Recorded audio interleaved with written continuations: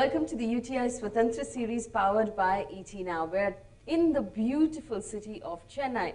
And today we're going to talk about using mutual funds to achieve our long-term goals, to using mutual funds to become worry-free about our finances. I have a wonderful panel of experts on the podium with me who are going to help me answer questions through the course of this event. Shyam Shekhar is the founder and chief ideator at iThought.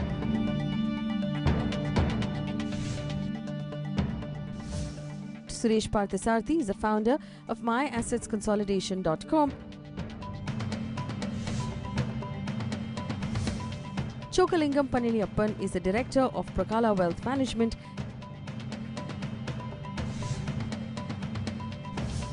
And Shrikant Meenakshi, founder and COO, fundsindia.com.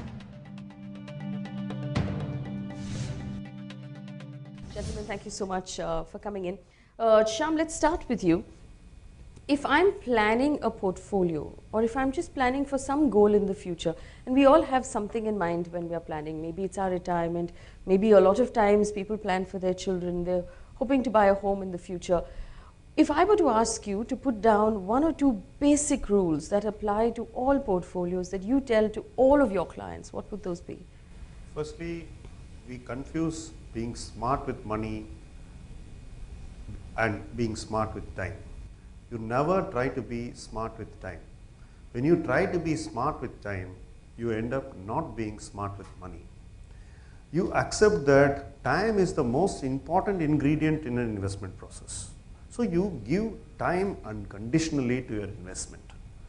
Only when you are willing to give time to your investment to deliver performance, you will see your money grow. As an investor should also know that he has to be well in time if he has to make this journey to wealth comfortably. Shrikant, same question to you. I'm going to pick up from where Shyam left off on time. A lot of times, we wind up starting a little late. Yep. While the ideal situation would have been if I started with my first salary or my second salary, none of us ever do. We normally start in our 30s where we feel that, oh my God, we've already lost about 10 years of our working life. Is it at any given point of time too late to start? Absolutely not. I mean, actually, why start in your 20s? Enjoy your life in 20s, you know, more power to you. I mean, if you start in 20s, that's great. Even if you start just after you get married, or even if you just start just after you have your first kid, then the sense of responsibility comes bearing down on your shoulders. That's fine. That's a lot earlier than a lot of Indians have done in the past generations, and a lot of Indians do even today.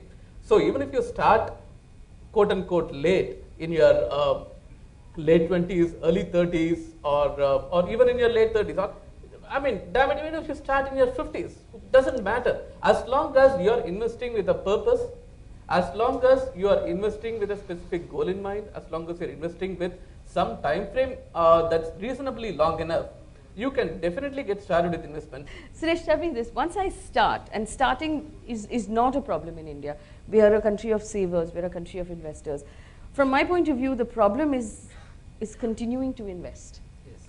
So after a year, after 2 years, when we tend to lose faith a little bit, there is a tendency to maybe stop an investment or pull the money out. How do we fight that urge to perhaps, you know, stop an investment? Yeah. To see that we have predominantly a country of savers, what is the distinction is happened is over the period of time is that what is our trait, we'll change it to the investments also. For example, we have a trait of taking fast food which has been cooked in 2 minutes time. Our investments also goes in that fashion. So when you have a trait of doing something which is in my life, I'll reflect the same thing in my investment too. So that's why you need a discipline everywhere. It's not the way you communicate with your boss or with your family everywhere. The same discipline has to be on part of the investments. So when you try to practice it, it happens. So we practiced it to brush our teeth in the morning when you are a child. So once you got habituated to that, probably you'll brush throughout your life. Nobody told you to brush in the morning when you've grown at 30, 40. So that's way of investment too. At the time of investment, you decided that you have to continue forever. You have to continue it will become a way of life. Make investment as a way of life, then you will not stop any point in time. All right.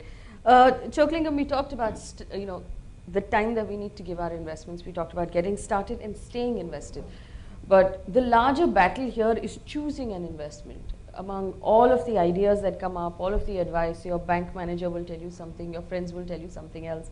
There's such a battle about asset classes. Should I invest in real estate? Should I invest in mutual funds? Should I invest in fixed deposits? How does one arrive at, a full portfolio or a decision to all of these questions?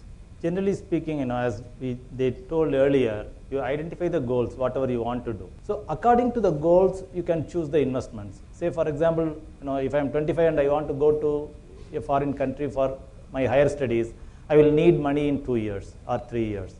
Probably we can take probably within the mutual fund segment, we can go for a liquid fund or short-term funds. If my retirement is like 30 years away or 35 years away, definitely I can take higher risk. Higher risk in the sense, risk we are talking only in the short term. As time increases, the risk is almost zero even for equity funds, stock market related, any fund. So 30, 35 years away, probably you will have a large corpus, so you choose that accordingly. And if someone is at 60, for example, and he wants exactly every month the same amount, 10,000 rupees I want, then probably we won't say get into equity funds or anything else. Probably for him, the best would be the fixed deposit, which gives every month the fixed guaranteed sum of money. So according to your goals, in one way, you choose the goals, you identify the goals, and then choose the product according to that, which is short term, medium term, or long term. All right, so it's always a good time to start investing. You should always have a goal in mind before you choose your investment. It makes it better and more efficient to make that decision. And once you do that, it's important, like the two gentlemen said, to give your investment time and discipline and just continue to have faith and keep investing.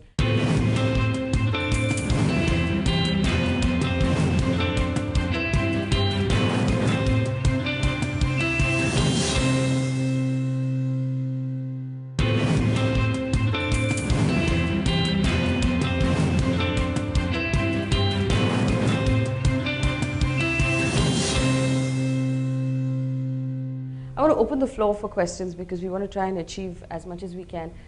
I have a small doubt. My daughter and son-in-law, they live in the States. Is it advisable to save like we people in India do? Or like my son-in-law used to say, I earn 3 lakhs per annum per month and I spend every rupee, every dollar there. So the money is in circulation and what I earn as 3 lakhs is turned over for 9 lakhs or 12 lakhs.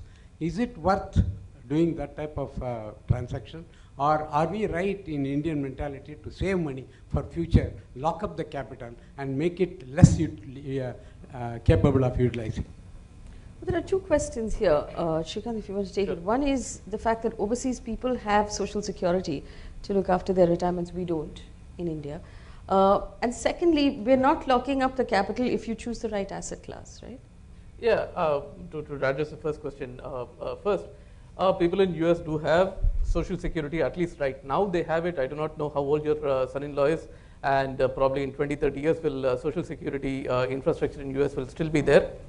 But I think there has to be a balance, right? I mean, one cannot, I do not know where, India is a famous nation of savers. I mean, we save quite a bit, and along with China, I think we save somewhere in the vicinity of 25–30% of our income.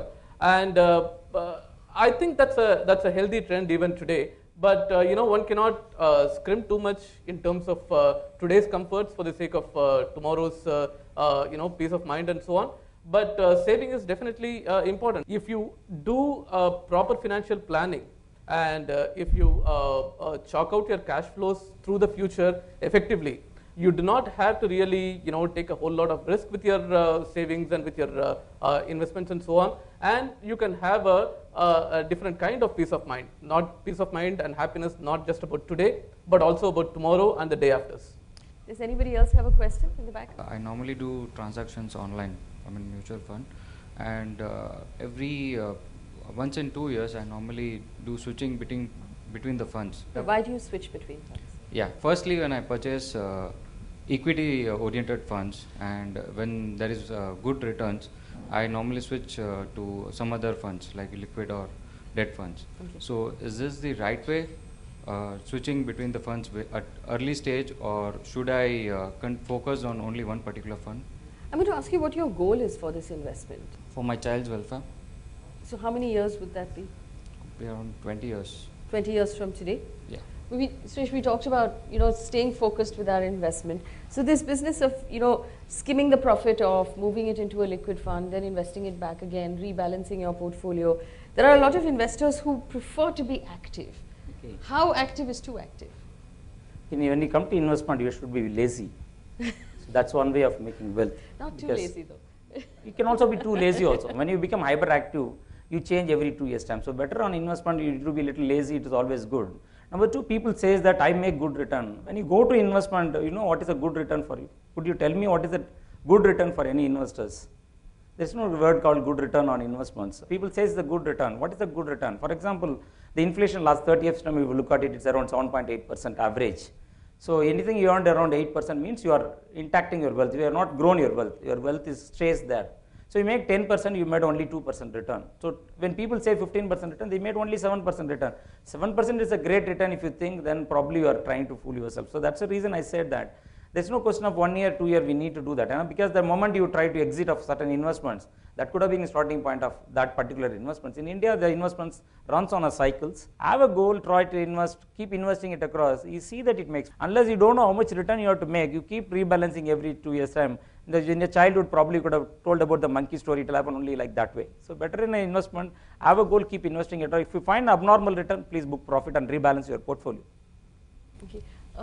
Chokli, I want to ask you this. So there's one thing when you actively move or switch and sort of churn your portfolio. The other thing is to track your portfolio. What's your advice to your customers and your clients? How often should I look at my portfolio and decide if these funds are still serving their purpose?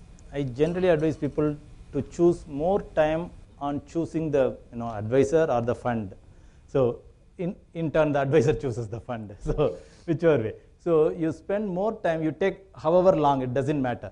It takes 3 months, 6 months to choose a guy or to choose a fund.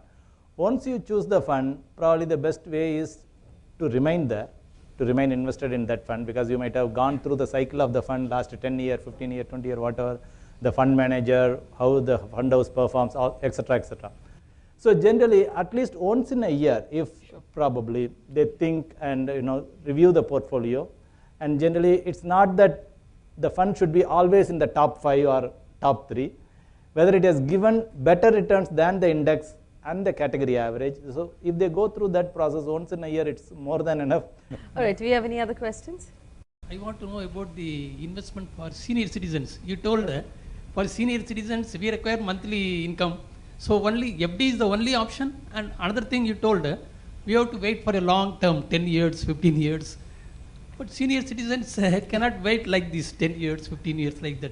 So for monthly income, FD is the only option for senior citizens, or any other portfolio is there? Do you want to take that? Are there other options? They most definitely are to the fixed deposit. Sure, there are plenty of options available in mutual funds themselves for senior citizens.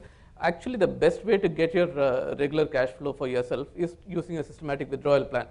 Okay, and you invest once again. You might not go 100% in equities or even 80% in equities, but a certain amount of equity allocation in your portfolio, even if you are a senior citizen, even if you are in your retired phase of your life, a certain amount of equity in your portfolio is absolutely essential.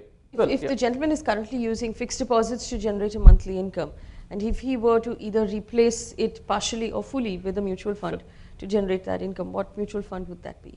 That, once again, you can go with an asset allocated portfolio. You can go with debt allocation in your mutual fund portfolio and a certain amount of equity allocation in your mutual fund portfolio. You can actually take a chunk of money that you have in your fixed deposit, I don't know, about 30-40% of money out of fixed deposit, and put it in an asset allocated mutual fund portfolio and set up a SWP from that portfolio. You will see that over a period of time, the returns that you get out of your mutual fund portfolio will trump the returns from your fixed deposit portfolio hands down, and you will see yourself moving more and more money into the mutual fund portfolio and making your SWP portfolio a more tax efficient and a better return machine for your retired years, with a certain amount of risk for sure, but definitely a risk that's commensurate with your risk profile. So in any investment, so there are two types of risk. One is obviously the risk of equity, where your capital is market based. The other one is the risk of reinvestment, which is what you're facing right now. Senior citizen must understand what is reinvestment risk. Now suppose, see, there are economic cycles. for a long time interest rates keep on rising. Then for a long time interest rates keep on falling. And senior citizens should broadly understand this cycle, and you play a little ahead of the cycle. So what do? When interest rates are rising, you gradually lock into deposits of a longer duration. When you feel the interest rates are very high, you try to shift some part of these monies into either tax-free bonds or gilt funds or something which will benefit when the interest rate falls. So when you see reinvestment risk also rising. explain to us, so I understand when the interest rates come down, how the interest rate on my fixed deposit will gradually come down. But how does a gilt fund or a debt fund benefit from lower interest rates? See, typically when interest rates fall, a gilt fund which comprises government securities benefits from it. How? Because every time the interest rate falls, the value of the gilt appreciates. So the net asset value of your gilt fund will keep going up. So suppose you have had a 125 basis points fall so far. Those who have invested at the top in these kind of government bonds and securities, indirectly through the mutual funds, have gained much more than the fixed deposit investor. So typically a fixed deposit investor must understand reinvestment risk, prepare for the reinvestment risk, and make decisions. Now how do you make these decisions? Suppose you are having 100 rupees in FDs. When you have seen one interest rate cut, then you move a 5 or 10% into investments of this nature. Then you have seen the second drop. Now you know the trend is getting firmed up. Sure. So then you again move another 5 or 10%. So over a period of 3 cuts, you would have removed 20 to 30% of your monies into parts which will benefit from the falling interest rates, and this will basically balance out the decrease in returns in your fixed deposit portfolio. I think the important thing to understand here is that when interest rates are on their way down, there are debt-based mutual funds that profit from it. Their return goes up. So the idea is to combine that with your fixed deposit and use them, the gentleman is saying, to sort of make up for the difference that you're facing in your fixed deposit right now.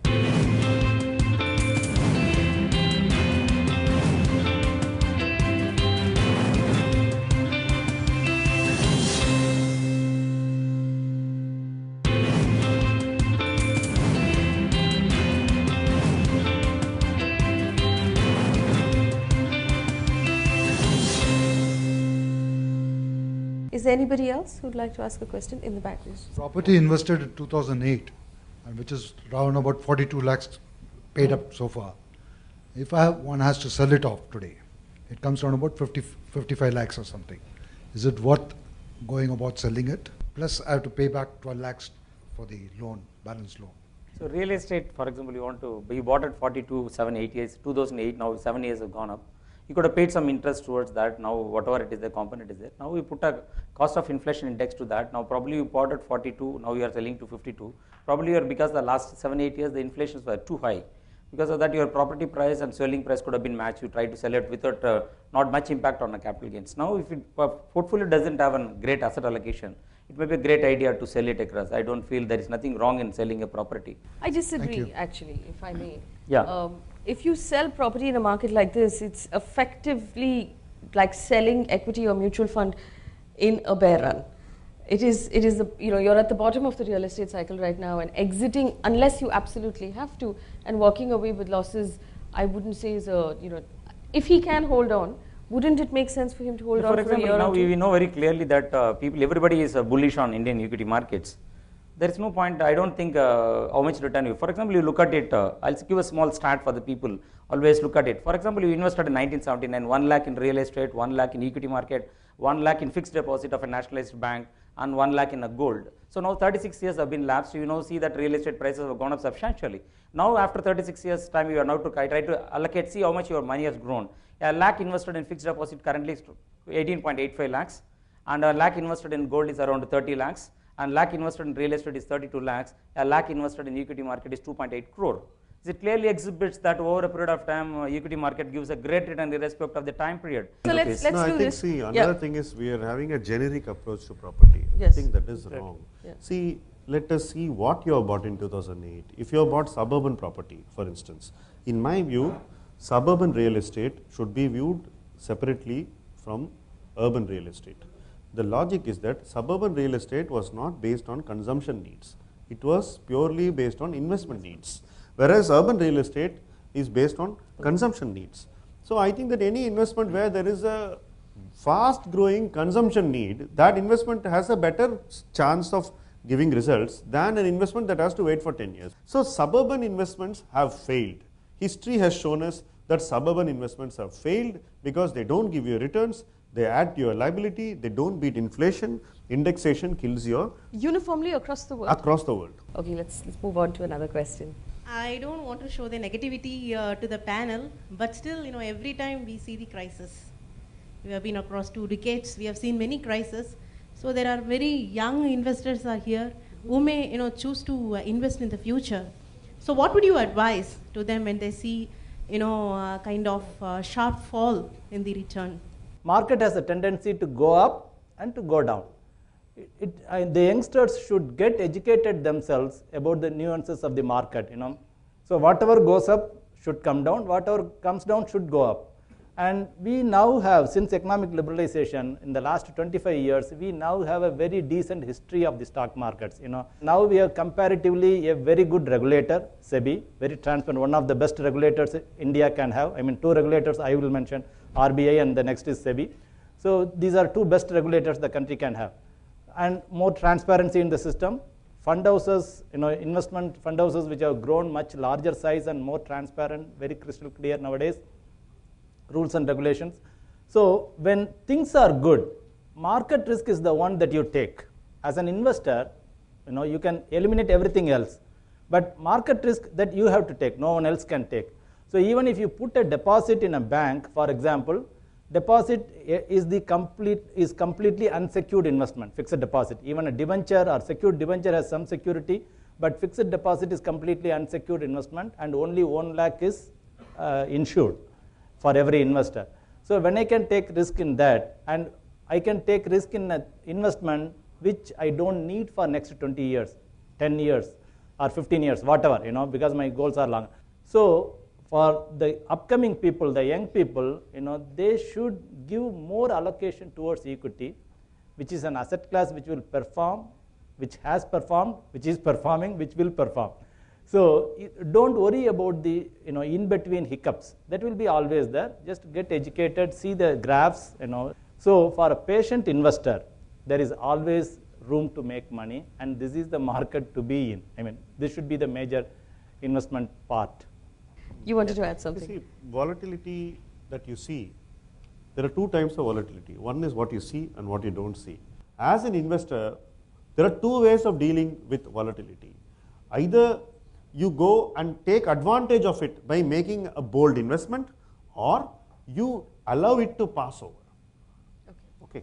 You have to do one of the 2. All right. We have time for one more question. Sure.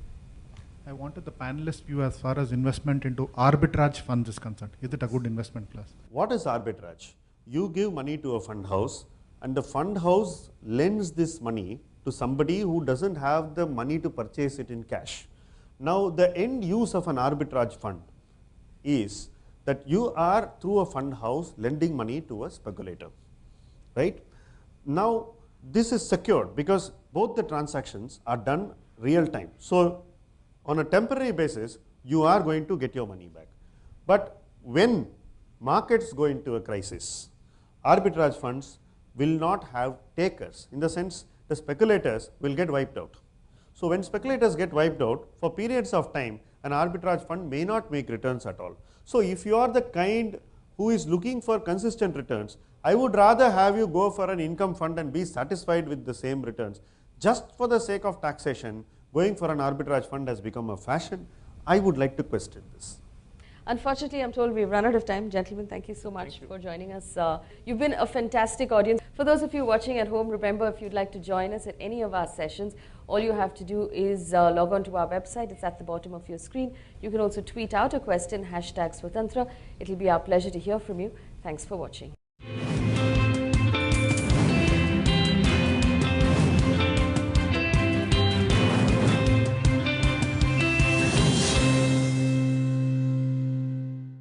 Brought to you by UTI Mutual Fund. हक एक बेहतर जिंदगी का. Mutual fund investments are subject to market risks. Read all the scheme-related documents carefully.